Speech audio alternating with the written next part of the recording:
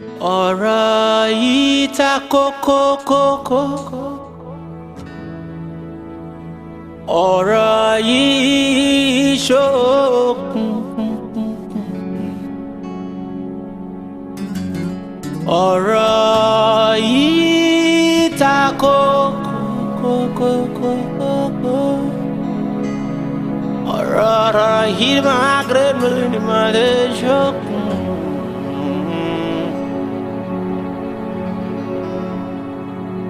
Nígbà tá a gbọ́n ń sẹ́ tó yín ń sẹ́ tó jó lóko gidigba níbo làwa mọ̀ tá a fẹ́ gbọ́rọ̀ yìí gbà ṣùgbọ́n ìwọ ló yẹ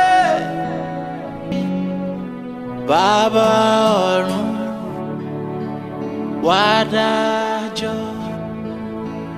Bàbá ọ̀run wá dájọ́ torí pé bọ́ba bá rán ní níṣẹ́ tòdò ọba bá kún iṣẹ́ ọba ò ní lè ṣe é kọ́ odò ọba ò sì ní ṣe é rọ́ọ̀lù. Bọ́rọ̀ bá kan òkè tó bá kanlẹ̀ ebi wo níbi kan à ń gbé sí ní wọ́n wí ìwò ló wà kù tá a fẹ́ gbọ́rọ̀ yìí sí o. Bẹ́rù bá kọrí bàbá kejì ká ẹbọ níbi kan gbé ká. Bẹ́rù bá kọrí bàbá kejì ká níbo ló yẹ ká gbé sí. Òòṣà òkè báwa tọmọlẹ̀ sí ọ̀run tọmọlẹ̀ bí.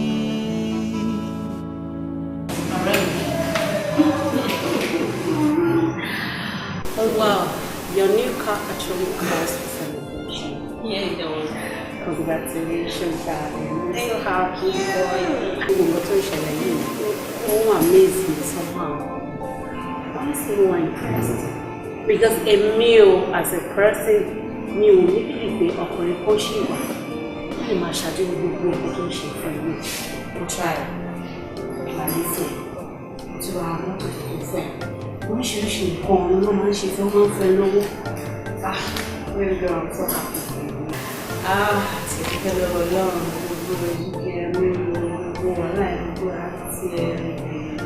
Láti ẹ̀ṣẹ̀ kí ẹ sọ́jà tó sì pé gbogbo ṣe ń dùn ní àárín àti sílé gún. Well, I'm happy for you. Happy for you too. Thank you.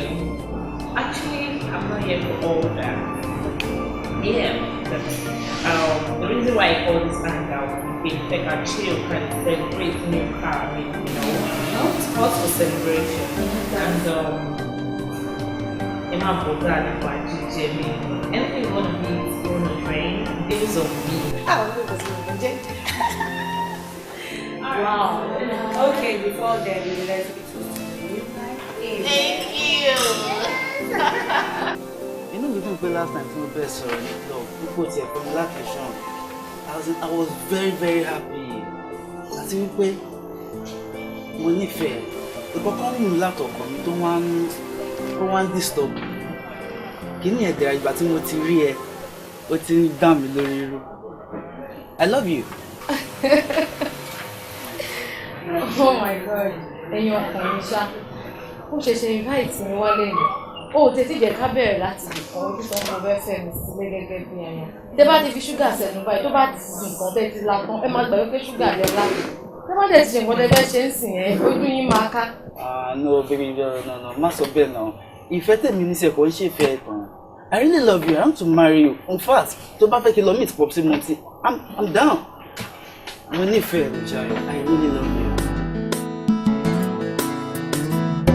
Gbàngbàngbànò na who dey enter ọmọ mi ṣàwọ́ ṣe ayọ̀bá mi ṣé ètò fún mọ́tò ìtọ́lá karùn-ún tó dẹ̀ mọ́ pé máa gbé àwọn ọmọ ọ̀gá jáde. Arrest my case ògbóni driving ṣàgbọ́n ṣáàkì èmi fáfá ẹ̀ máa tọ́ yé pé èmi fáfá mi ni mo mi jẹ́ káwọ̀ ṣìkì mi wọ mọ́tò yìí ẹ̀yin fáfá ilẹ̀ ń drive ni lóòótọ́ ẹ̀yin ni ọwọ́ ẹ̀mí ọ̀gá àtàwọn chicken wọn wà lọ́wọ́ àwọn èmi family ní chief security gbogbo companies lóòótọ́ mo lè rán ọmọdé mi ṣe ọmọdé lèmi wà àgbàlagbà lèmi wòye. Gbangbangbanò Nàúdé ẹ̀ka fọ́mọ́ mi fàwùsè fàwù gàwù gàwù. Ta ló pariwo náà ní gbogbo ilé tí wọ́n ṣe ọ̀pọ̀ ìgbà àtọ́lẹ̀ wọ́n máa pariwo nǹkan pàdé wọn what nonsense olóòfó olóko ẹ gàwú ọwọ́ owó yìí ó ti láti o.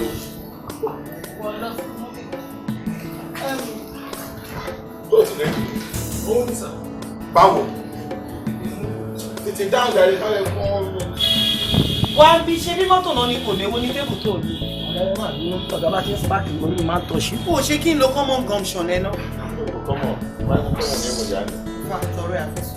What's it? Show me. Show me that. Drive one. Yes, 2 years. I just need to play with each other. Oh, hey girls, take care. Why this? There's someone there. See you. Daddy, owó dẹ ní ẹgbẹ́ transfer sí Mutila night. Owó ní tiẹ̀. Come here, actually.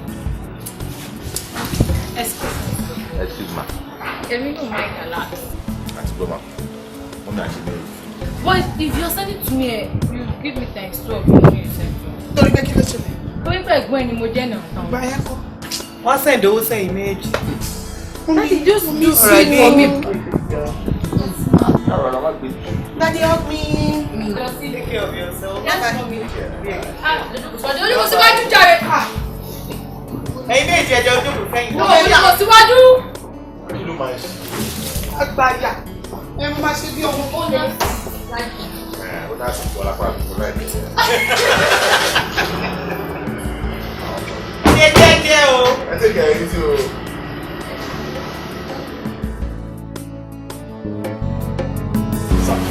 Máa fẹ́ kí gbogbo dáṣẹ́ ìgbà yìí máa wọ́ọ̀tẹ̀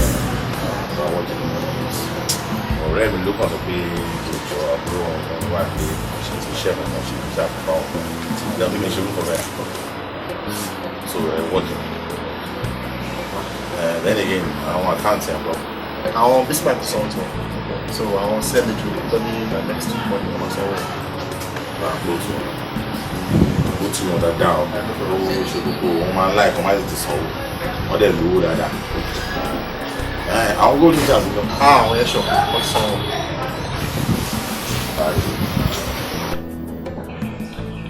Gbọ́láhàn ló ń sọ̀rọ̀ débọ̀ fún ẹ wípé dẹ́ẹ̀dẹ́ bìràwọ̀ ẹ débọ̀ ṣé ọmọ ẹgbẹ́ òkè kò ṣe lẹ́ẹ̀kejì kò lè ṣe lẹ́ẹ̀kejì ẹ débọ̀ tó jẹ́ pé tí mi bá ti submit quotation sí company kan ibẹ̀ ni wọ́n náà máa submit quotation ẹ sí let me tell you tí ọmọdé bá láṣọ bí àgbà kò ní lákìsà bí àgbà o. ojú náà ọ̀rọ̀ yóò yẹ kí ni ọdún sọ irú ọ̀rọ̀ wò ni ẹ̀bùn yìí fẹ́ kọ́ńtò wọ́n ní everything bí ẹ̀bùn yìí tí ó yẹ kọ́ńtò fi kọjá bàjọ́ bí fún un láì sè. mi ò ṣú ẹ rí wàá rí pé fún ojú mi máa ṣú ẹ tó bá jẹ́ pé o fẹ́ kó láti máa ṣe ẹ lọ continue máa ṣe ẹ lọ you will see yourself èmi ni mo tó bẹ́ẹ̀ fún ẹ. Don't worry. Jẹ́wọ̀n tí kò sí bọ́ọ̀lù. Wọ́n á dá gbọ́dọ̀ wọn ẹ̀rí rẹ̀. Ó ní ṣe mọ̀ pé most of the time àjọ máa ń bid fún contract. Àjọ bid fèrè náà ni wọ́n fún. Wọ́n á pè mí sí ọ̀n tẹ́sí pé tí n bá ṣe o máa kàn nínú rẹ̀. That's the trick. Ẹni tí bá rẹ̀ kọ́kọ́ wọ̀ ní àárẹ̀. Àgbà ó fò. Major thing right away. Wọ́n bá pè our guys want supply.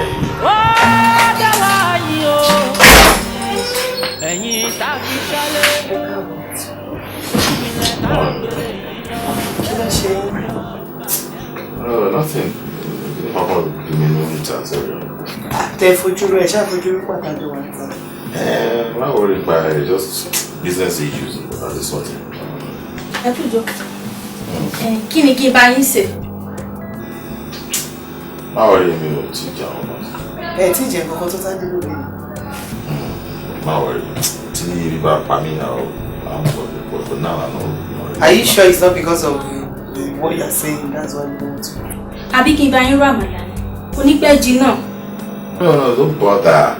See, basically, Sophia, I want something very light, but nothing more actually. Maori, when he's ready, Mahawaba will show you come So, Don't worry about that, you're gonna relax it. Alright. We'll fail program it, that's about Mahawaba in here. Alright.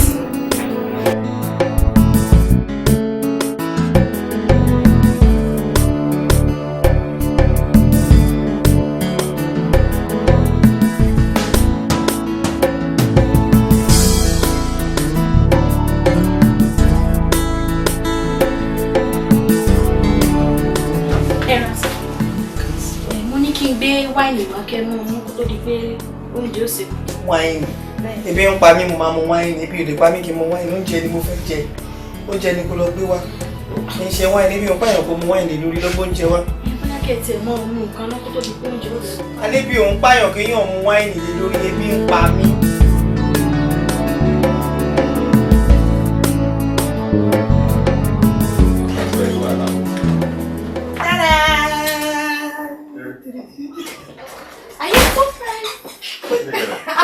Kí ló ṣe? Àníkà surprise yìí. Ẹ káàbọ̀. Ọgbà mélòó náà la wá dá? Kí ló ṣẹlẹ̀? Àníkà surprise yìí náà. Surprise. Yeah. Just like that. Yeah. Oh, they're laying in school.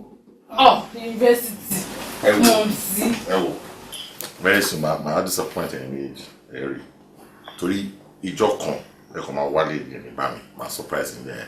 Owó tẹ̀lé fi àgbà ẹ̀ ní ìgbà because my instruct ìyàwó mi bí kò máa fún un.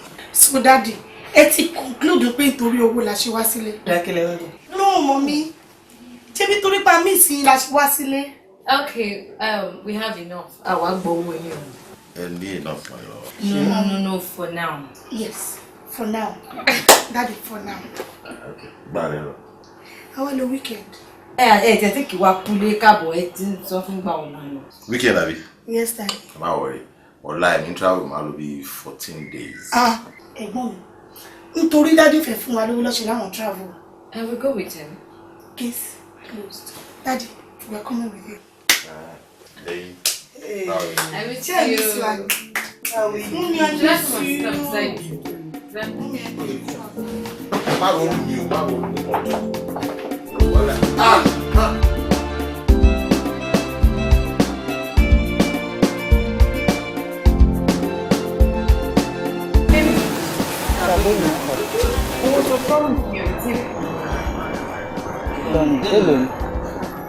What is it, Island? Okay, wọ́n tó ṣẹlẹ̀ ní pé àwọn iṣẹ́ tí mo ṣe lẹ́jọ́ mẹ́ta wọ́n gba owó wọn. Gbọ́dọ̀ wọn Daddy ńkọ́. Daddy has traveled. So go all around him and disturb him. You know that. So let me take my phone. Hello, Tito, what's up? No, close your eye. We are very close to the house. Okay, so if not to pay for me, we'll come up with a bit. Okay. Famous. Oh, you only pay for my food? No. Má worry tó bá tiẹ̀ ti gbà máa fún ẹ time soup. Trust baby, nígbà lè ṣe báyìí náà. Oh, it's any joy. But ọ̀nà mọ̀ ọ́ Daddy, wọ́n lè máa dúró pé kó tó tún travel again. No, that may travel for now. Yeah, come on around for like a week or two. Week or two? Yeah. Inú mi ṣe tó pọ̀ máa ṣe sí ara. Òyìn tó ń pariwo sí pé something. Tí Daddy wà náà ti sìn, ó jẹ́ kó máa yùn gbà mí. Ṣáà fún mi lówó mi o. I promise you.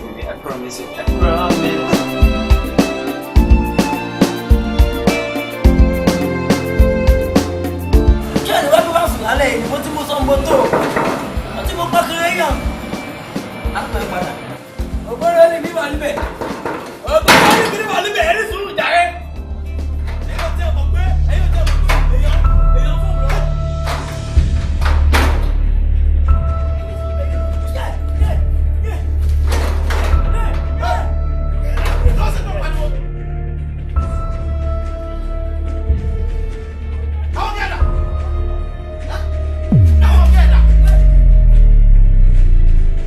Báwo ni ṣe ti bá mi fún daddy lọ́jọ́?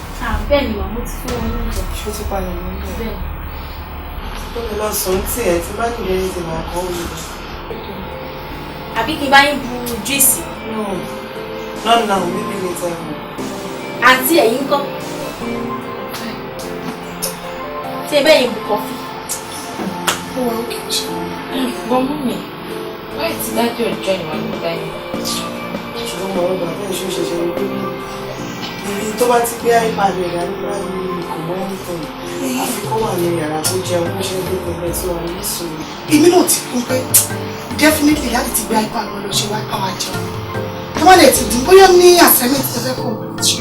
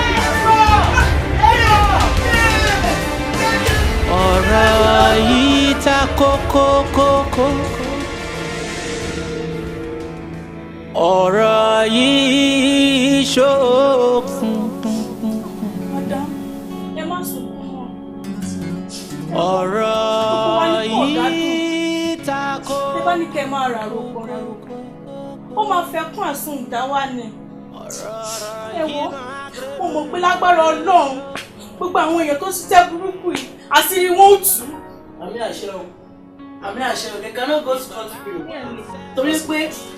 Torí pé ọ̀gá bí wọ́n ṣe ń ṣe fún ọmọdé ló ń ṣe fàgbàlagbà lọ́ọ̀kan náà ni mo ti pa àwọn fọ́mílì kiri oníkanye kọ́ dàkú kọ́ bá mi rí òkú ọ̀gá torí ẹni pa gbogbo púpọ̀ kì í kádú ẹni pa kàlàmàgbò kì í kásùn ẹni pa lékeleke oríkan kò lè tẹ́ fún bẹ́ẹ̀ ni ó ìjọba bá gbalẹ̀ kò ní padà sẹ́nu mọ́ àwọn tẹ̀sán yìí wọ́n ní àwọn ní ìfọ̀mísàn fún yín. Ẹ má jókòó sá.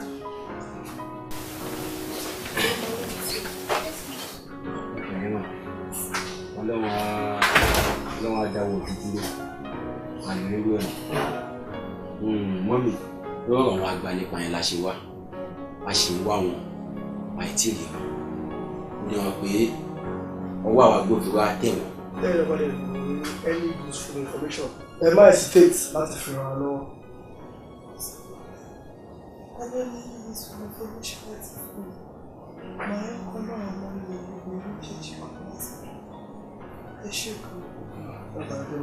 Yes, sir.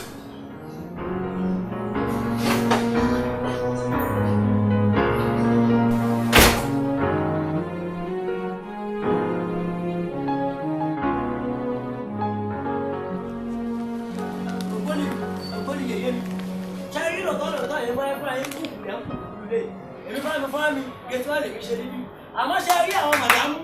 Wọ́n ò ní sísí ìsọ́ṣà lè mú fámìlì mi sọ. Wọ́n ní èmi ìrìjẹ̀tì níyí. Ṣé rí òkú ọ̀gá lè mí kú kí n mú wọn lọ sí ìyàwó rí kálárò òkú ọ̀gá. Ẹni pa gúdúgú kì í kọjọ́, ẹni pa kàlàbàgò kì í kóṣù, ẹni bá pa lẹ́gẹ̀lẹ́gẹ́ ìṣírí mi. Ọgbọ́n lè mí wà níbẹ̀.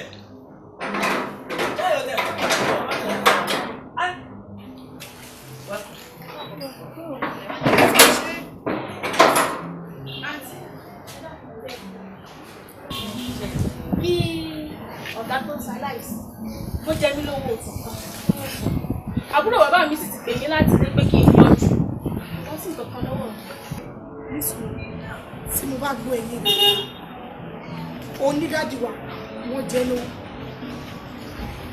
Ẹ̀gbọ́n mi, géèjì á tẹ̀sà. Ṣó lọ́pọlọ ṣá? Tí o lájú gbogbo nǹkan tó ń ṣẹlẹ̀ nínú ilé yìí, tí kan sí wá kú ta sì mọ́ ọ̀pọ̀ lọ́wọ́. Owó oṣù kan tí wọ́n jẹ́ òun ló jẹ́ lógún. Can you imagine? Àǹtí kò rí bẹ́ẹ̀. Kò sí nǹkan kan lọ́wọ́ mi lẹ́rẹ́dọ̀ orí létò. Hey, just keep quiet. So, owó ló jẹ́ lógún gan, ó jẹ́ lógún gan. Rárá o. Ṣé kí pọ́psí tó kú ṣé wọ́n jẹ́ lówó? What is your problem? Tó o tiẹ̀ lè ní sùúrù kan mọ̀ ní wọn tán. What is wrong with you? Owó ló fẹ́ pàdé. Báwo ṣe ló ń bẹ̀rẹ̀? Ikú pa lékelèké ẹyẹ iye iná.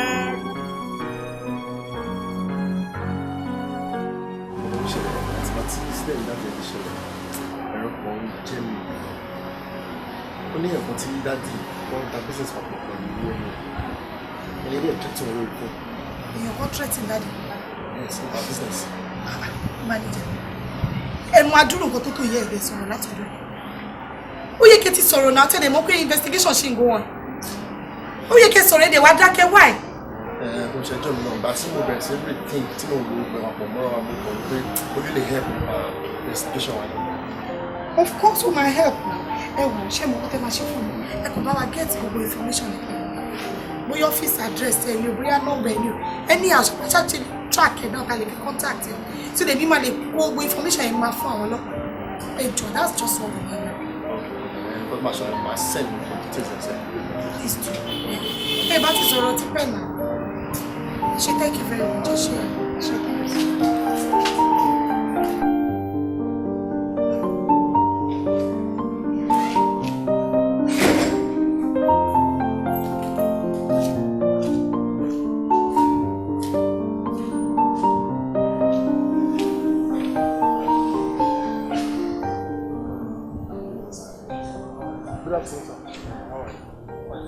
You are safe from Mr. Flora. kí ló ṣẹlẹ̀? Ṣé kò sí? Kọ́ àbá sí ọ̀rọ̀ níta.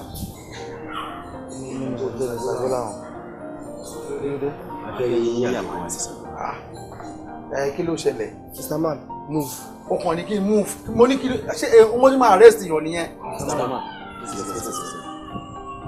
Ó máa sọ nǹkan tí mo ṣe náà. Don't say anything, just move. Okay, jẹ́ kí n lọ. Ẹ ti ẹ̀jẹ̀ ní sùúrù. Let's go. Spin nǹkan tí mo ṣe náà, ẹ̀kọ́ dédé mú mi ẹ̀kọ́ ní kí n máa. Nígbà tá a gbọ́n ń sẹ́ tó yín ń sẹ́ tó jó lóko gidigba gidigba. Níbo làwa mọ̀ tá a fẹ́ gbọ́rọ̀ yìí wà. Ṣùgbọ́n ìwọ ló Ẹ jọ̀ọ́ mo bẹ̀ yín torí Ọlọ́run ọ̀gá lọ́pàá. Ẹ ṣàánú mi, ṣé rí gbogbo tí ń béèrè lọ́wọ́ mi, Ọlọ́run ẹlẹ́dàá mi gbọ́, Ọlọ́run ẹlẹ́dàá yé rí mi. Mi ò mọ bí ẹ ṣe ń pààyàn, mi ò mọ bí mi ò mọ kankan nípa ikú Débọ̀. Mi ò mọ kankan nípa ikú Débọ̀, ẹ ṣàánú mi. Kò sí kankan tí mo mọ nípa ikú Débọ̀. Ìwọ nǹkan pàpọ̀ ẹ̀. Bẹ́ẹ̀ ni, but a gbọ́ pé ẹ̀ ń jà fún iṣẹ́ láàrin rẹ̀. Jésù ọkọ̀ ọjọ́. Jésù ọ̀pọ̀jọ́ ẹ̀wù ṣẹ́rí ọlọ́mọdé kí yorùbá àkóbá ṣẹ́rí lódòdó lájọ submit quotation sí the same company. Iṣẹ́ yẹn kò tún náà rẹ ti máa ń já sí Débọ̀ lọ́wọ́ ṣe lè yí ó kàn tó jábọ́ sí lọ́wọ́ náà ni wọ́n á gbé Débọ̀ jọ ṣáàgbé mi náà jẹ́ kí èmi náà lè rí nǹkan kan jẹ.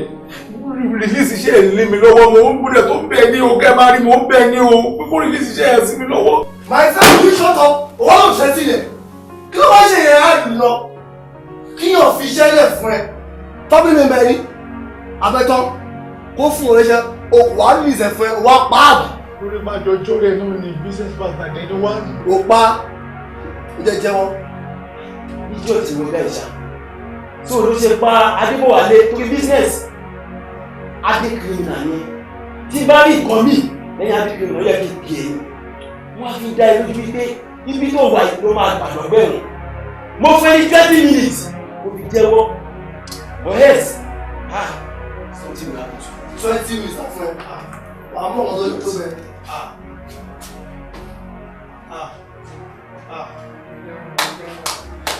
ẹni tí tó fún ọgbà ọgbà kò sí ó lè fẹ́ jáwọ́ lórí iṣẹ́ gbogbo yóò tó gbogbo ló ti ní owó lórí mi ò gbọdọ̀ gbà kí n jí kí n bẹ̀ sí kalẹ̀ lọ mo tó kó mi sí gbogbo wa ó bẹ̀ wọ́n ló kó mi sí wàhálà yìí ó wà mo dáràn ó ti mi tó mi ò padà ó Jésù. Títọ́ yes mo wò pé gbogbo iṣu tó ń ṣẹlẹ̀ ní ibi àkẹ́tì mi gbogbo nǹkan tó rọ̀ mọ́ kú dádì ẹ̀ yìí is high time ká withdraw case. We are not getting anywhere. It's as if we are dragging at the spot. The police are not doing anything. And we ourselves, we are not doing business, we are not going to school, your sister is at home. Everything is dragging us back. But if we let go of everything, I think we'll face the future. Mom, did you just say we should let go of everything? Can I first share? Mommy, no. Possible. Jerry, Mommy, we have started this and we have to get to the root of it. Deep down, I want to know exactly for how if we know it, will they bring it back to Mommy, that you could just like that. Come on, more reason. We have to take justice. The person we're talking about here is my husband too. And we are talking about my father, my dad. I know. But even if Tolo Papa shit on tia real in no time Mommy we will. And my real results. For possible. Oh no, what take control of Mommy, then we go back to our normal self. Mommy. I have you there, I have your sister there, you have me there. Sherry, Emil, Bolatito, me Oniba, until I get to the root of this matter. My father is precious to me. I can't just let him die like that. God, the man, no, it's not possible. Mommy, I might get to the root of it. They will bring results. Mommy, Mom, do we use ages of time? Lori Gogo issue. No, Mommy. Justice has to take its course. They take it at the good just like that. Come on, wait. No, Mommy, you will agree. We'll get to the root of this matter. I go to my dog and that is it. You're not getting it. Mommy, no. We will accept it this way. I think what I'm actually what is sorry.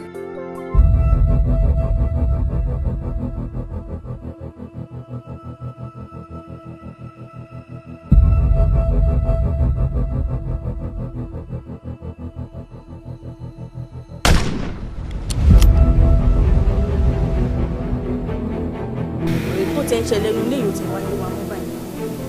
Igbó lọ̀gá tún kú tí gbogbo ilé tún ṣẹlẹ̀ báyìí. Ìyẹn mi torí kò yé mi náà orí ti máa ló yé mi rọ́ọ̀lì mi pa. Fọ́ngbọ́n ọjọ́ wo lè ṣẹlẹ̀ ọ̀gá wá fáwọn sì ṣẹlẹ̀. Ọwọ́ mú mi rántí ìwé àwọn àgbà náà mi sọ pé ikú lè bá máa pàlèyàn bí ṣe máa rìn lé at the back of head èèyàn lómi wòye. Ìbájẹ́ pé èmi fámi èmi egún burúkú àwọn ìta pọ̀lì lẹ́yìn mo wà nínú kọ́mpánẹ̀sì ìlànà.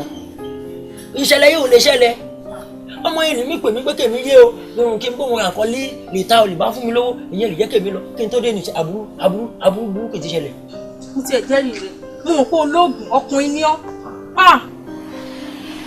Kì í ṣe pé mo olóògùn náà bẹ́ẹ̀ o àwọn oògùn tí mo ní oògùn wípé ohun tí má ṣẹ̀ kí wọ́n jáwé oríjì kọ́ foríjì mi lẹ́mí olóògùn igbé mi olóògùn wọn fẹ́ o débi pé máa lóògùn gan-an àmọ́ ṣó wáyà àbámu lèmi máa fún oríṣẹ́ yìí òun yẹ pé sórí àwa méjìlá torí bí kú ṣe ń pọ ọmọdé tí kú ń pọ àgbàlagbà àwọn òmẹni tí kú máa tún kàn báyìí ṣọgbà àbámu tí máa wọlé pé kí èmi àti ẹ kájọ gbìyànjú káfí inú kolú káfí ẹyìn gbọmọkùn ká lọ sí Ìgbẹ̀sà ká la ṣe ògùn gbẹkúdè níbẹ̀ ká wá fáwọn ká má bàa kú o.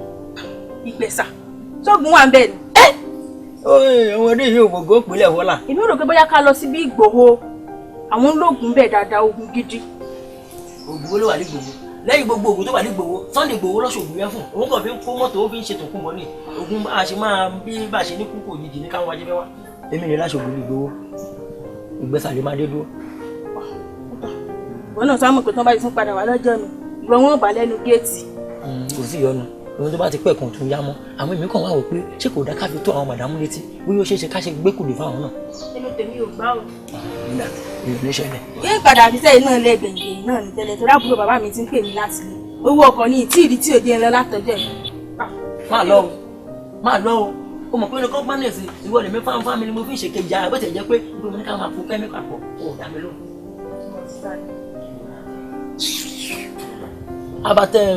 abatẹ́rùn bí ọjọ́ méjìlá lèmi fáńfáń mi ni mo ti ń káyìn ni mò ń wẹkún mu kí ni ń bà mí lú jẹ́ ní kọ́ńpánẹ̀sì pé ìgbà wo lọ̀gá fáńfáń wọ́n sì ṣaláìsì àti kú ọmọ ọ̀gá náà tó ṣẹlẹ̀ èmi fáńfáń mi ò fún gbẹ́nu kankan kan sọ́nù àwọn ọ̀nà ilé nífẹ̀ẹ́ kó bá mi ro àmàlà káàmàlà yẹn bẹ́lẹ̀ kó bá mi ro ẹ̀fọ́ kó lé dé nínú ó fà lùbọ́sà àti onions àti ìfowópamọ́ làpàlà. orí ò tiẹ̀ wá pé mọ́ à ń ṣèdárò ẹni tó kú báyìí sí ṣé wọ́n jẹ́ kó ń jẹ gba ẹnu tiẹ̀. ṣé wọ́n lè lè mọ̀ pa wọ́n. ṣé ó yẹ kí wọ́n lè jẹun orí ò tiẹ̀ wá pé mọ́ kò lórí tó ń rò. lèmi kódà bí èèyàn bá fọ́kọ bọ́kọ ẹ̀ bá ṣaláìsí ọkọ ni mo sọ fún ẹ o tí wọ́n bá lọ kí opó wọ́n máa ní ẹ̀kọ́ tí kò kí o ẹja búrẹ́dì sí o tí ìyẹn lọ́wọ́ rẹ o ẹ gbé mú o ẹ má fi òdó para yín o arígbèmí máa jẹun. ikú máa bọ̀ lájẹ o dèbò ó tún kú ó tún mọ́ ọmọ dání gbogbo ẹ̀ tó wá ṣẹlẹ̀ tán àti wá mọ pàtó àmọ́ ẹni tó ṣe gbogbo kókó kankan. Mommy, they are not part of it every. I'm on the police station every day. Wọ́n náà wọ́n investigate. Bí kókó wọ́n tó investigate. Ògbóni ó lè mí wà níbẹ̀ o. Ayọ̀ kú àtàwọn ta ni. Màdámù Adáfú yìí o, àwọn tẹ̀sán méjìlá ni o, èkéèké. Ó ń jẹ́ bẹ́ẹ̀. Àwọn aláṣọ dúdú là. Jẹ́ kán wọlé. Ìyá nìkan lọ.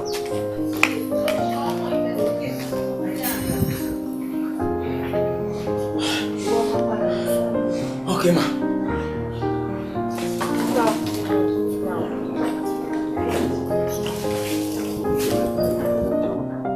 Nípa suspect tó wà lọ́dọ̀ wa mo ṣe ní kí n wá mà á ti fún ní gbogbo tọ́ṣọ̀ tó yẹ ká fún but the same thing ni bọ̀bọ́ yẹn náà sì ń sọ. Ọlọ́pàá ẹ ṣọ́ọ̀bù ẹ̀ tọ́jú ẹni tá à ń sọ yìí dáadáa. Gbogbo ìyà tó yẹ ká fi jẹ pátápátá láti fi jẹ. báyìí tọ́ṣọ̀ ètò yẹ kó ti jẹun fún wa ìyá kékeré la fi jẹ àná gan gbé èèwò kò mọ kankan. Wọ́n ní mo yẹ sọ pé ká wá síbi ẹ̀ bóyá tún lè lẹ́nu mi tẹ̀ fura sí i.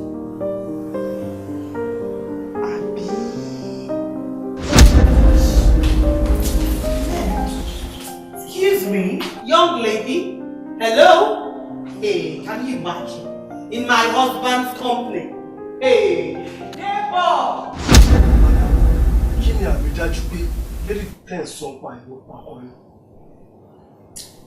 Nígbà tí ọkọ mi wà láyé kò kí n fi iPad ṣeré. In fact mo lè sọ pé iPad òun ló gba ipò first wife nínú ilé mi èmi ní second wife. Kò kí múlẹ̀ fún anybody ó password ẹ̀ pa ni. Àtìgbà tọ́kọ mi dẹ̀ ti kú mi rí fóònù yìí mọ́ mi ìdẹ̀ bọ́dà. Mo kàn ń tún lè ṣe ní ẹnujọ́ mẹ́ta yìí ni mo rí lábẹ́ bẹ́ẹ̀dì. Mo wá gbé jáde mo rí pé ó ti kú mo charge ẹ̀ mo rí pé ó ti password ẹ̀ pa. Mo wá bẹ̀rẹ̀ sí máa try oríṣiríṣi password ìlú. Bí mo ṣe ti password wedding date wá sí bó ṣe wọlé ni mo ṣe ṣì nìyẹn. Mo wá bẹ̀rẹ̀ sí máa go through it from one layer to the other. Bí mo ṣe rí chat òun àti lady yìí. In fact kò ń ṣe dẹ̀ ń ṣe o ẹni tá à ń fìyà jẹ ní police station yẹn a kàn ń fìyà jẹ lásán bẹ́ẹ̀ ni. Lady yìí ló pa ọkọ mi ó dá mi lójú délẹ̀ òun ló pa ọkọ mi. A ní àsìkò láti dúró pẹ̀lú ìdáwà yìí torí à ń lọ fún operation kan lẹ́ fi pè wá yẹn àmọ́ mo fi ń dá yín lójú wípé tó bá yẹ kí bẹ ṣe sọ yìí gẹ́lẹ́ ló wà nínú iPad yẹn ẹlẹ́ṣẹ̀ kan kò ní lọ láì jìyẹ ṣe and you collect that iPad. Ẹ bá mi tọ́jú ẹ̀ o. Má wọ ní. Because there are lots of vital information in this phone. Sí wàhálà mi àṣìṣe bá ṣe ọlọ́wọ́ adé fún wa ṣe. Àní o àní. All right, ẹ ṣe gan ni. bọ́rọ̀ bá kan òkè tó bá kanlẹ̀. Ebú wo níbi kan àgbé sí ní wọ́n wí ìwò ló wà kù. Gẹ́gẹ́ bí ìwádìí wa a rí pé ẹ̀ẹ̀mẹ̀kan pa nǹkan yìí Mr. Adébọ̀wálé. Ṣé ẹ̀mọ̀ fún mo sọ náà tẹ́lẹ̀ ní mi ò lè pààyàn ọlọ́mọ ọ̀dà mi léèyàn tó ní tọkàn ilé tó gbogbo gbèsè ayé bẹ́yẹn tẹ bá béèrè lọ́wọ́ ìyàwó mi nínú ilé ìyá tó dé mọ̀ pé mi ò lè pa ẹdìẹ. Mr. Man ilé inú ajá kọ̀ọ̀kan fún yí báyìí kì í ṣe ogun èèyàn máa ń tírẹ́tìn ṣe ti gbọ́ ẹ̀yìn lónìí tó bá ti jábọ̀ kò ṣe kó mọ́ akọyin lẹ́kọ̀ọ́. mo ti rí ẹ̀kọ́ gidi kọ́ mo dúpẹ́ lọ́wọ́ lẹ́tà mi torí pé ọ̀pọ̀lọpọ̀ èèyàn ló wà nínú kéèsì báyìí tí ò pọ̀ níbẹ̀ tó pàdánù mo dúpẹ́ lọ́dọ̀ Ọlọ́run. Ṣé mo lè mú ọ? The only thing you do for us now is you have to win in this country because investigation is still going on and we will still call you to need you for any information. The case is not closed yet, just for you. Otherwise, if you are play, you will also call your lawyer to come on grounds. Ẹ bá ti dé látàrí àwọn ilé tí mo àkọwé àlọ́wọ́ nínú lánàá wọ́n lè wá wọ́n ní ìjà ìṣẹ̀lẹ̀.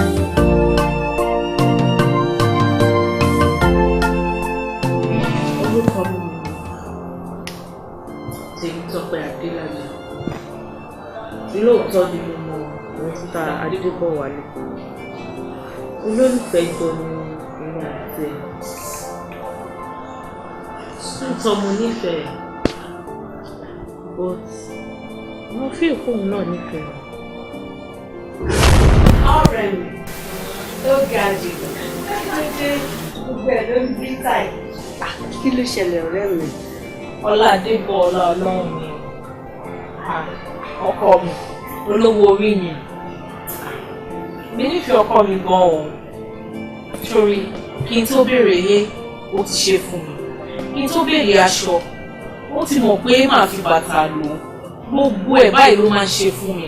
Kódà ó fowó mọ̀ mi ó fìfẹ́ mọ̀ mi ó máa ń gbé mi gẹ̀gẹ̀gẹ̀ báyìí ní bí ẹyin.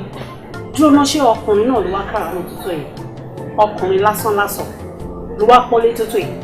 Mo ti ẹ̀rù bí o fẹ́ sọ̀rọ̀ kan yìí. Ọkùnrin ló ń ṣe kí ń pọ̀ ẹ̀lé tó ń ṣe tó ń ra bàtà tó ń ra aṣọ yẹn làwa rí rí. Ọkùnrin òun níyì tuntun yẹn lọ́dọ̀ tèmi. Ọkùnrin gidi kan ò sí níbi kan mọ̀já. Lábẹ́tà kò já rẹ̀. Madam, don't discourage her. Ó ṣe wá sọ pé kò sọ́kùnrin gidi ń lo ọkùnrin gidi wà. Although Oscars, but they are still good men. And if our friend says she has found a good one, we should be happy for her. Oh shit! And besides, Ọ̀dọ́débọ̀ ni mò ń lọ báyìí. Yeah, torí mo ní date pẹ̀lú ẹ̀ by 3 p.m. So, in fact, I want to be on my way now. Àjọ ṣé ìdíkọ̀ náà ló wá ń ṣàkẹ́ báyìí? Àwọn ní o, mo lè mọ̀ pé ẹni tó bá ti mọ nǹkan náà ló wà wọ́n oúnjẹ wa. Ó ti máa lò ó. Ìyàwó wọlé náà mi ò fẹ́ kúrò ní ìsìn káwọ́ ní láti lọ ṣe fàájì tí àwọn máa fàájì bẹ́ẹ̀ lọ ní tiẹ̀. Kí ló dé? Kí sọ̀kọ̀ fún un. Títú owó ni wẹ́ẹ́ bí lọ́ọ̀mì sí wàá sọ pé ká má lọ sínú ilé. Kí ni kan náà?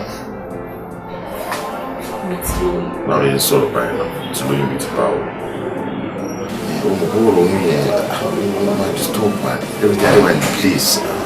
Man, I'm doing my bímọ. I'm obvious, married or bímọ sí. Not outside of marriage, like outside well okay. Oh, spiritually go family. Ṣé nǹkan tó ń try àti sọ fún mi ń sìn ni pé o ò fẹ́ oyún? Oh, mi sọ bẹ́ẹ̀. Don't get me wrong, you know. Nǹkan tó fi lè jẹ́ kí n dúró di time by one kan tí mo wà ní. So, nǹkan tó ń try láti sọ fún mi ń sìn ni pé kí n lọ ṣẹ́yún. Kí lọ yọ lẹ́lẹ̀karùn-ún. Kí lọ yọ oyún lẹ́lẹ̀karùn-ún. Mi ò lè yẹlé o. No, kò possible. Mo máa bí eléyìí ni. Mo ṣorí gbàgbé gbogbo eléyìí tó ń sọ pé mo fẹ́ put eléyìí in place, mo fẹ́ put things in place. Kí ló tún kù tó tún béèrè tọ́lọ́run ti ṣe fún ẹ? Olówó, oní gbogbo nǹkan. Ọmọ náà kan ló kùn. Ó wá ní kí n lọ ṣẹ́yún. Mi ò lè ṣẹ́ o. Máa bí eléyìí. Má ti yọ ilé mi lọ. Ẹ bá olóyè ṣe láì tí mi. Má ti yọ mi òye. Sórí ọ̀rọ̀ kìíní yìí Gbogbo yé bí mi ṣe ń sọ ni. Kí ló yẹ kó yé mi? Ṣé bó ṣe rí lélẹ̀ ní ìdílé wa ó dà bíbí tabú ni. Nígbà tí ẹni ò fi ẹlẹ́nu ìdílé gbogbo yìí náà. Àní òun lè ṣe ṣí mi yìí fẹ́. Ká ṣí ní right time. Ó ní nǹkan tí mò ń sọ. Possible. Mi ò lè ṣẹ́yún. Ẹ gbọ́dọ̀ tún máa rò lẹ́wọ̀n kan. Má dojú wájú kí o máa lọ blame ara ẹ̀. Eléyìí máa hard gan-an. Máa hard gan-an. Ẹlẹ́ẹ̀karùn-ún lélẹ́yìí mi lè tún ilé tún. Ẹlẹ́ẹ̀karùn-ún. No, mélòó gan ni mo mọ̀ tọ́lọ́ ń kọ́ ọmọ mi? Kí ló ṣẹlẹ̀? Láti ara mi sí ìwọ, ó mọ iye ọmọ tó wà lára mi ni. Tó wà confirmed bí 14 ni. Tó wà máa bí wọn sí. Tí màá tẹ́ bá fi wẹ́ẹ̀dì tán. Bàbá tó wà máa bí wọn. Ó lè bí mẹ́ta papọ̀. Wàá bí mẹ́ta papọ̀ yìí ó lè bí. Mi lè ṣe o. Wọ́n tó wá ṣẹlẹ̀. Bóyá lọ sí ìkọ́ rẹ̀ kí ìsọ̀mà ṣe tó máa pa àbọ̀wọ̀ tọ́ọ̀bẹ̀ ló yẹ. Tọ́wọ́ tọ́ọ̀bẹ̀ alẹ́ yọ ìzìlẹ̀ lọ, àkọ́jẹ́ sọ̀rọ̀ ní ìdáyẹ̀ ló ṣe náà sọ̀rọ̀.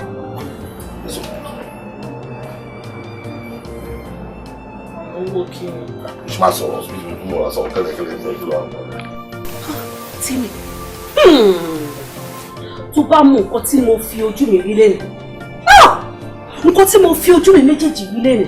Ojú mi wọ́wọ́ rọrùn. Kò séèyàn irú rẹ̀ mi. Kò séèyàn mọ́ in fact àwọn ọkùnrin ò lọ́rùn. Men are wicked. They are heartless.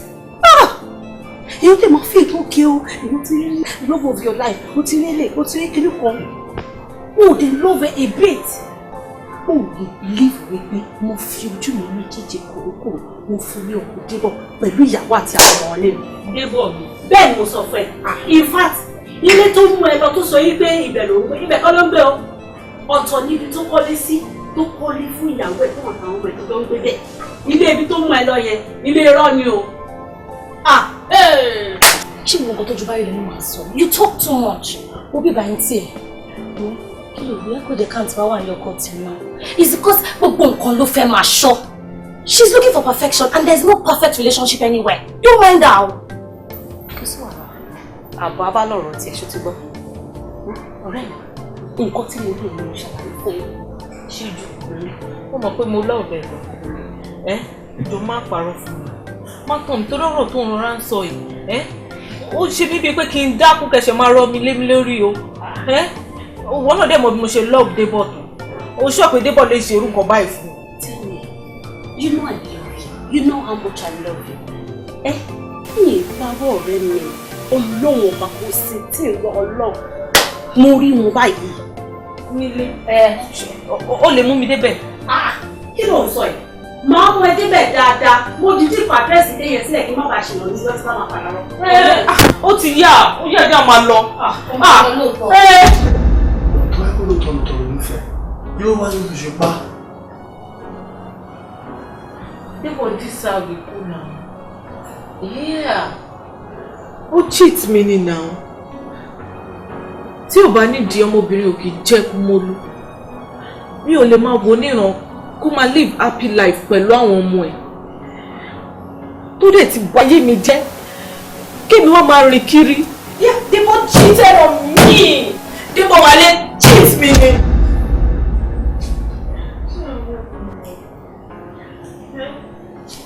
Débọ̀ ti báyé mi jẹ́. Ṣé wọ́n yẹ? Kí ni kí n ṣe báyìí? Débọ̀ ti báyé mi jẹ́. Pẹ̀lọpẹ̀ pé ó sọ fún mi pé orí Débọ̀.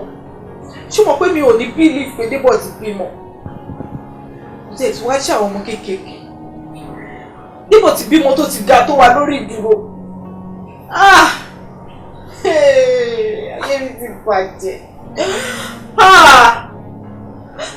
Ṣé mo pé mo ti ṣẹ́yún fún Débọ̀ débi pé mo ṣẹ́yún títí ó ní mú mi ti bàjẹ́. Bébí lè bímọ mọ́.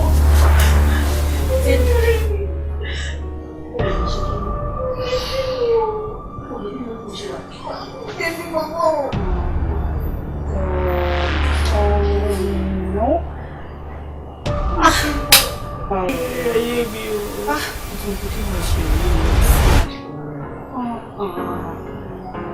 Nǹkan tí mi máa ń sọ rí o. Wọ́n rán nǹkan tí mi máa ń sọ rẹ̀. Ó tún lè lèmi ò ṣe kí n fira mílẹ̀ fọkùnrin tó tó yẹn. Ọkùnrin yìí bá mi tó wẹ̀wọ̀. Ó tiẹ̀ lè bá mi try ẹ̀ rárá. Agreed. Don't people should die. In fact, it's really bad. But then Remy, I want to buy you a camera now. Okodebo should be in his 50s. How would you even think that a man of that age could be Lomo Abba? Because tó sọ fún mi ni. Because tó sọ fún mi ni now. Ó sọ fún ẹ pé òun ò tí màá lóun ò tí bí o. At that age, oh, they accept it foolishly. No, Okodebo ti dàgbà náà, ó ti darúgbó. Ṣé tó ń kàn wọ ṣẹ́ẹ̀tì kiri tó ń ṣe bí young boy kiri? Wọ́n ti dàgbà gidi, everybody dẹ̀ mọ̀ nǹkan tó wà obvious. Ṣé ìwọ mọ̀ yìí pé àlùwàlá ológbò ọgbọ́n àti kẹran jẹ ni? Dẹ̀bẹ̀ wọlé lẹ́ẹ̀kan. Torí ṣé ló ṣe mí pé kí n rí báyìí kí n dẹ̀ mú ọrùn ẹ̀ kí n gà. Kò gà lọ́rùn. Tí wọ́n ní kó tó ṣe fún mi. Okay, mo fẹ́ lọ constitute nuisance lẹ́yìn àná. No, àwọn onígbà kò ṣe yẹn, ṣe ti gbọ́. Sọ́rí bó ṣe ra lọ síbẹ̀ tó dẹ̀ rí takúrò mbẹ̀, ibẹ̀ ni ìyẹn ti wà. Lọ bẹ̀rẹ̀ sí display mbẹ̀ yẹn. Kí làmọ̀ tó fẹ́ ṣẹlẹ̀? Anything can happen. Nobody decide láti pọ̀ ọlọ́pàá sí wa nǹkan tó ní kó arrest wa mbẹ̀. Wo ọ̀rẹ́ mi, ó ti ṣẹlẹ̀. You just have to move on with your life. Eléyìí ò ṣẹlẹ̀ rí afíndẹ́rù bọ̀ lọ́rọ̀ ni o. Ṣé ti yẹ? Àwọn nǹkan yìí wọ́n máa ń ṣẹlẹ̀ dáadáa. It's not new. So advice tèmi kọ́ máa fẹ́ mi pé kẹ̀ kó wá gbọ́ngbọ̀n ìlú tiẹ̀ báyìí. Ṣé máa jọ bẹ̀rẹ̀ all over? Kí ló mọ̀? Yes. Kí mo bọ̀ ń ṣá. Débọ̀, ìkà mà ní ẹ o. Ó rí pé ìkà èèyàn ni wọ́n. Àbí ìwọ náà kọ́ ni. Débọ̀ ìkà ní ẹ. So ìwọ ti bímọ ó ti níyàwó. So ọ̀tọ̀ nílé tó máa ń gbé mi lọ. Ọ̀tọ̀ dẹ̀ nílé tí ìyàwó àtàwọn ọmọ ẹ wà. So ìwọ ti bímọ. Ló wá sọ pé kémi máa ṣẹ́yún. Títí mo fi ṣẹ́yún. Mo ṣẹ́yún débi pé wúùbù mi ti bàjẹ́ mi ò lè bímọ mọ́. Débọ̀ ìkà ní ẹ wo bó ṣe ń wò mí. Ọpẹ́lọpẹ́ àwọn ọ̀rẹ́ mi.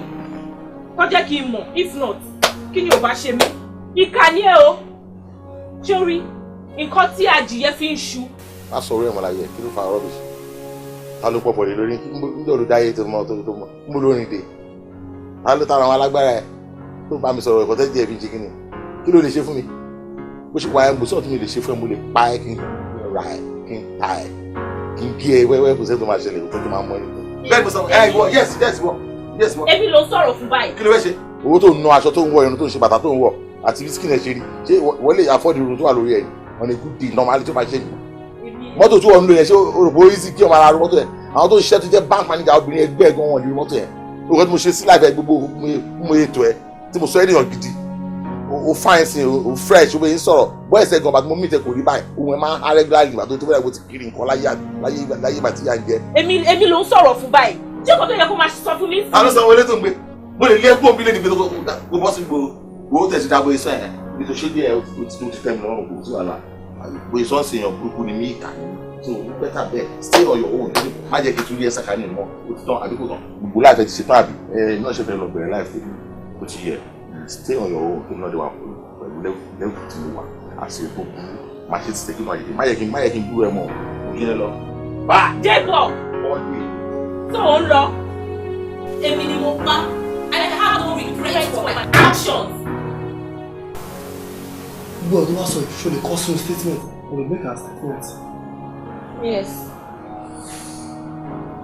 Mo lè kọ sílẹ̀.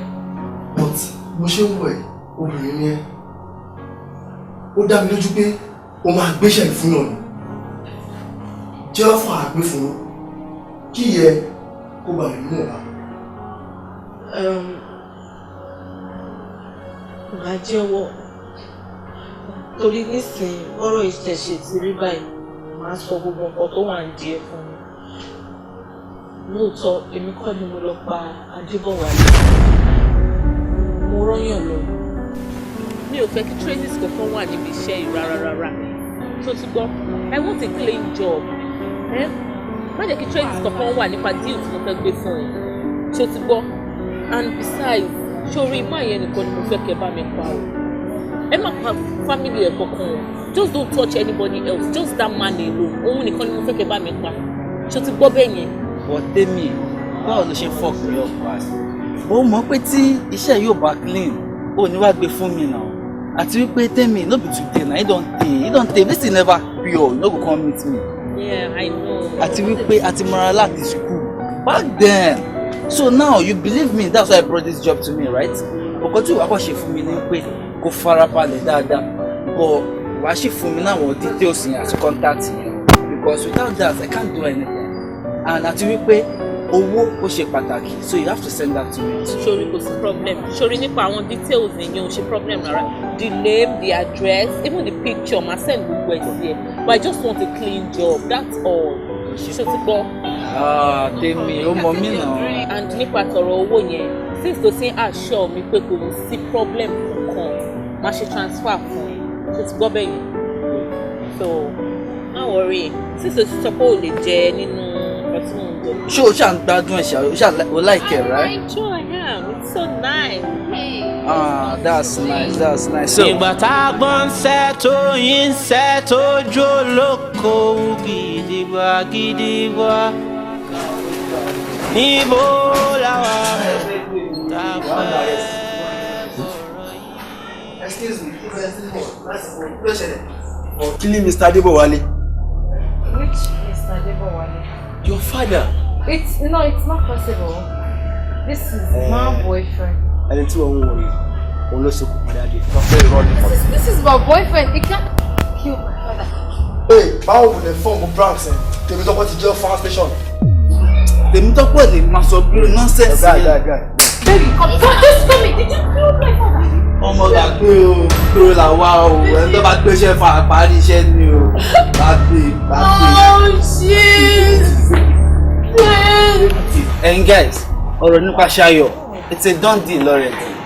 Mo ti carry out information lórí movement Mr. Adebowale kó ba lè jẹ́ kí iṣẹ́ yìí kó ba lè wà nírọ̀rùn fún wa àti wípé mi tẹ̀ fẹ́ kí traces wà ń bẹ̀rẹ̀ rárá. Nípa security yẹn, mo ti carry out information lórí yẹn náà. It's a very simple job. Kò sí problem rà. Since tí o ti fi dá wa lójú pé everything ti seal, mo ti seal deal. Then jẹ́ ká mọ iye iṣẹ́ ká máa kó lọ, ká mọ iye àwọn ká máa lọ ṣe hit, ká lè carry it out. Kò yẹ kó jẹ́ problem. Torí the only thing tó máa ṣe fáwa ni pé jẹ́ ká mọ bí security system ibẹ̀ ń ṣe rí. So that àwọn ọmọ bá ṣe fẹ́ enter, wọ́n ti débẹ̀. Olo ti enter. At least you go know the security system of the place. Security ìbọn yóò pé mi ò security òyìnbó nìyẹn. Gate man kan náà ni ó te gan ní bọ̀bọ̀ yẹn. Kò lè ọ̀rọ̀ ti sọ̀rọ̀ ẹ̀. If na just one gate man, ìwọ àti ẹ̀ ẹjọ́ lọ. Jẹ́ káwọn carry out it yẹn, you understand? Wọ́n dẹ̀ ṣe perfect job. Ẹ má gbé long yẹn, ẹ má gbé iṣẹ́ tó láwùjọ, you understand? Ìwé àwọn ọlọ́pàá tó ń ṣe stop and search.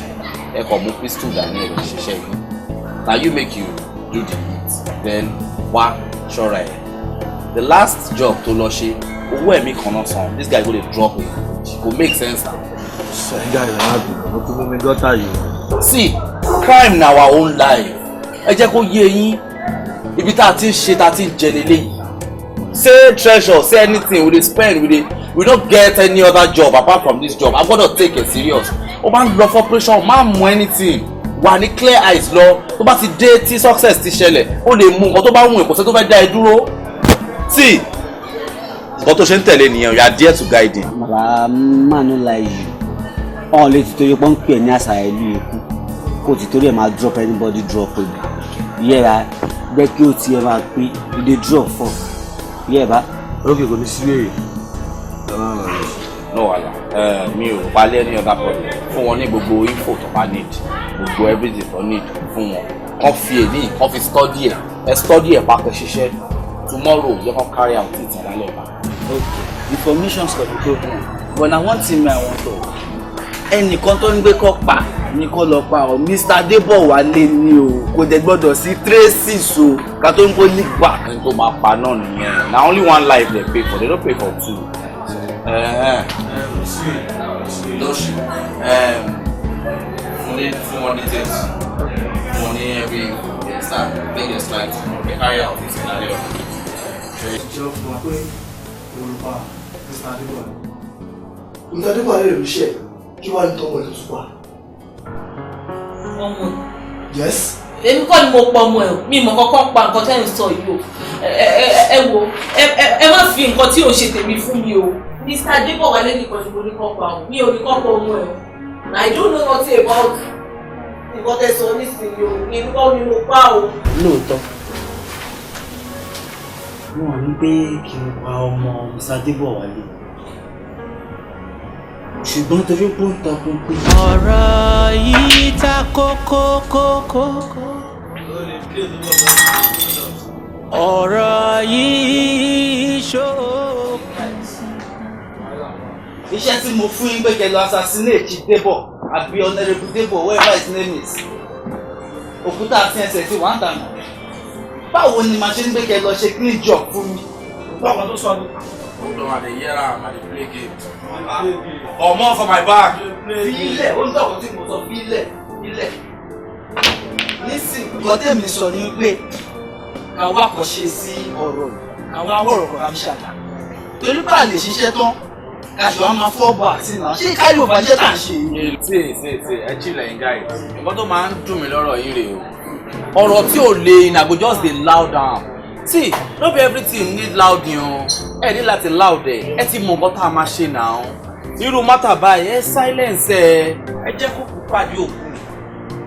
Gbogbo òbẹ̀rẹ̀ ni pé mi ìfẹ́ kí ẹni ti leak back sí tèmi.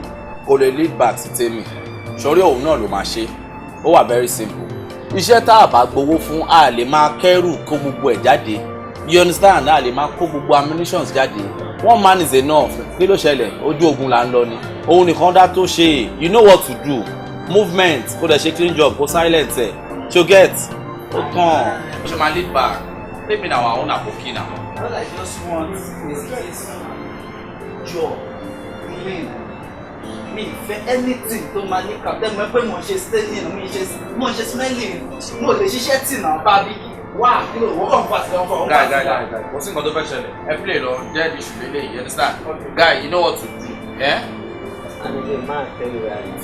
Sórí tó bá jẹ́ ìyá ẹ̀ ló tọpinpin, a máa tọpinpin ẹ̀. Tó bá jẹ́ gbẹ̀rẹ̀ ló tọpinpin, a máa tọpinpin ẹ̀. Anybody tọpinpin rà náà. Na so na ẹ̀rẹ̀ náà gẹ̀. Ẹ gbàgbé ẹ̀. Guy play. We put money, I beat you. I beat you. Then I beat you. So it's my phone alone. Ìwọ ọ̀dájú ni ẹ o. Kírímínà burúkú ni ẹ. Assassin ni ẹ. Ó pa bàbá, ó tún pa ọmọ. Lórí kíni? Lọ! Sọ fún mi lórí kíni? Ṣé tí wàá rí pé ọ̀daràn kan á kún ní báyìí? Àmì kírímínà gidi òun ni ẹ. Wọ́n á fi dá ẹ lójú wípé àti wọ́ àtàwọn tó ń rán ẹ níṣẹ́ lẹ́sẹ̀ kan kò ní lọ láì jí ẹ̀ṣẹ̀. Very early on Monday, kóòtù gbogbo ẹ̀ máa láǹdì sí ní mọ́ni, mo fi dá ẹ lójú bẹ́ẹ̀. Ó dọwọ́ yín o, ẹ̀yin àgbà yéyé. Kí ni ọlọ́pàá wa mú láti jọ ìlú? Ṣé bàkan ṣe máa jókòó lélẹ̀ àníwá nǹkan ṣe sí i? Ìtì báwo mi ò understand. Ká lọ police station, ká lọ wó nǹkan tá lè ṣe ká tiẹ̀ ṣáájú ẹ̀ àbí? Ká lọ sí station, ká lọ ṣáájú ẹ̀. Ọ̀rẹ́ mi ò rò yí pé o máa tú wàhálà tó wà lẹ́yìn. No, ṣé o ti gbà yí pé murder case ni? Ṣé ta bá wá dìde lọ sí station ní ìsìn? Ta wá lọ síbẹ̀, ta sọ pé àwọn ọ̀rẹ́ o, a fẹ́ wá ṣe kí nǹkan wá ògo. Gbogbo ìrìn ẹjọ́ ń pààyàn káàkiri ìwọ̀ òjìlé agbára, wọn bá rọ̀ wàdà síṣẹ́. Ṣé ìgbìmọ̀ ìgbọ́tọ̀ tó orí kò tẹ̀lé ìjà? Because nígbà tí gbogbo ọ̀rọ̀ yìí máa ṣẹlẹ̀, ìwọ gangan ló bẹ̀rẹ̀. Everything was going smoothly nígbà tí gbé ẹ̀yàn òun wípé bọ̀bọ̀ yẹn níyàwó ilé. She didn't know you had a family, kò sí nǹkan tó go wrong. Ìwọ náà ló jẹ́ kó mọ̀. Ó wá sọ pé lọ station sí, a máa lọ o, ìwọ ló máa gbá front, ó máa lọ. Ẹ máa wà àwọn èèyàn, ẹ máa wà àwọn èèyàn dúdú pẹ̀lú wà dúdú. Jọ torí Ọlọ́run, ṣé orin kọ́ ni mo ṣe ni? Nígbà tó rẹ mi ò mọ bó ṣe ń lọ tí mo dẹ̀ wò bó kìkì ń já sí pé ọ̀rẹ́ mi bó ṣe ń lọ rèé o bọ̀bọ̀ yìí o ìkíní kan ó ti níyàwó ti lọ́mọ mọ́ lọ gọ́rẹ́ ẹjọ́ tó yọ lọ ṣé nǹkan burúkú ni mo ṣe ok nígbà tí mo sọ báyẹn ṣé mo sọ pé kó lọ pa bọ̀bọ̀ yẹn àtàwọn family. No, you tell me, was there ever a time I told her to commit murder? You put the idea in her head. You instigated it. Oh, really? Really? I did? Yes, you did. Okay, no problem. So what if people watch me? I do not care. Okay?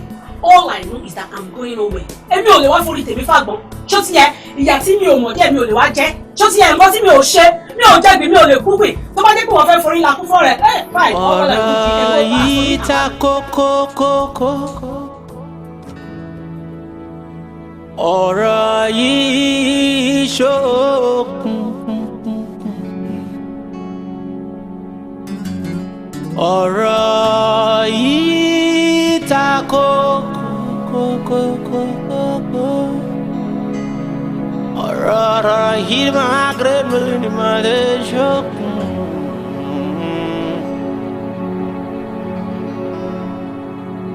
Nígbà tá a gbọ́n ṣẹ́ tó yín ṣẹ́ tó jó lóko gidigba. Níbo làwa mọ̀ tá a fẹ́ gbọ́rọ̀ yìí wá. Ṣùgbọ́n ìwọ ló yẹ, ìwọ ló mọ̀ o, ìwọ ló rohun tẹ́nìkan ò rí. Bàbá ọ̀run wá dájọ́, Bàbá ọ̀run